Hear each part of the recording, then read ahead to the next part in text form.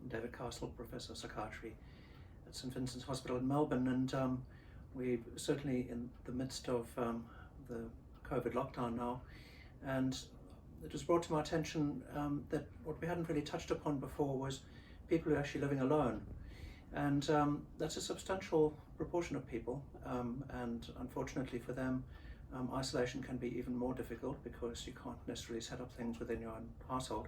Of course, having a pet is helpful because that ensures you get out and about and get some exercise. But other strategies you might try if you're living alone is setting actually regular connections with other people. So that can be obviously by telephone or using other media. We can have a visual as well, that's even better of course. And agreeing to catch up with people regularly. And you can also set up group catch-ups in that way. But also just setting a time every day where you might meet one other person and be able to go for a walk with them. Getting out, wearing a mask of course, is allowed under the restrictions, and in fact exercise is encouraged. So those would be some tips. The other thing would be to look at really scrutinizing the schedule of your own days, because especially if you're living alone, you don't have the other people to sort of set those timings of meals and so forth in place.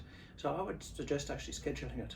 Sounds a bit draconian maybe, but having on your fridge a little weekly schedule and some timings around what you would do, including some really nice things, some things which you have to do like housework which you might not like so much, and then planning ahead on things like really nice meals, especially maybe at the weekend to have some very special meal for yourself, scheduling some nice TV programs, things like that.